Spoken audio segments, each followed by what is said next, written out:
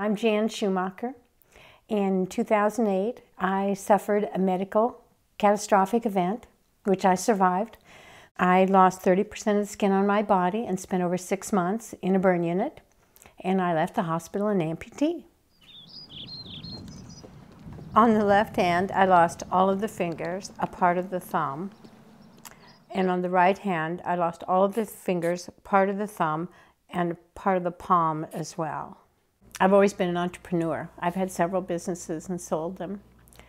But for the last 11 years, I owned a bridal store that was the largest bridal store in the state of Oregon. I was 7,000 square feet, 45 lines. I was in Europe on a buying trip for the bridal store, and I was looking at gowns, and I started not feeling well. And I called my husband, and I said I wasn't feeling well, and a couple of days later, when I arrived home, I came off the airplane in a wheelchair. And they're not sure if it's something I got in Europe, if it's something I got on the airplane, if it was something I touched, something I ate that was contaminated. They're just not sure what caused it. I'd been in the hospital for 2 weeks, and they told my husband to prepare for me to go and to say goodbye. When my body failed, I went into the light. And all I can say is there's nothing to fear about death. It is the most absolute, beautiful, peaceful, calm scenario you can imagine. There is nothing better than being in God's presence. It's the most beautiful thing there is.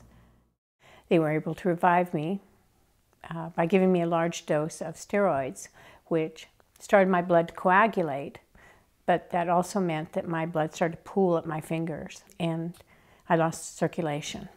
And that's how my fingers gradually started turning black, and then it needed to be amputated and the skin needed to be removed. At the time I left the hospital, I'd had 25 surgeries, and at this point I've had 33 in the last 3 months. When I got ready to try to use my hands more, I went to Advanced Arm Dynamics, and that's the first time I met Mac. He was very supportive, very reassuring of me that we were going to find solutions. We were going to find something that would work, and he did.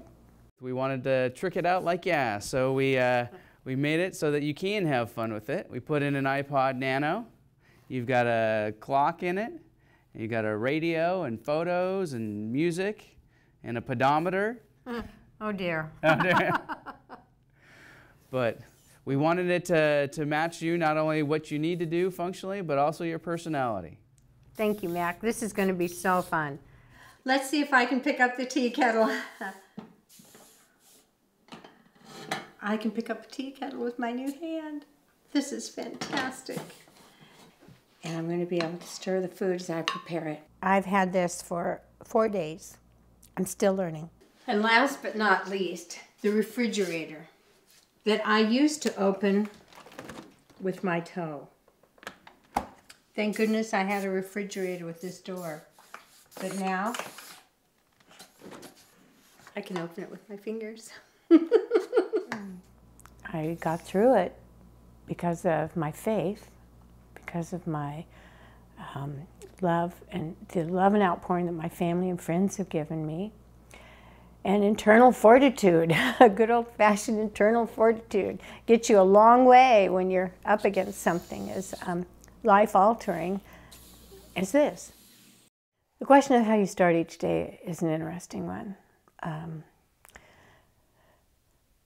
You just tell yourself you're going to get up out of bed, and you're going to get in the shower, and you're going to go down and make a pot of coffee, and you're going to start doing all those things you did every morning. And before you know it, you're off on a day. And that's what you do. And the days that are good days, I'm out of the house and I'm out doing things. Look at us gardening. Yes. I know. It's so much fun. We're gardening together. I love that. Thank you, Mary. I am blessed with being able to be here today. And I'm very, very cognizant of the fact that I need to be grateful each and every day for this life I have. And I fully intend to use the balance of my time here to do some good and to help some other people. That is my sole purpose now.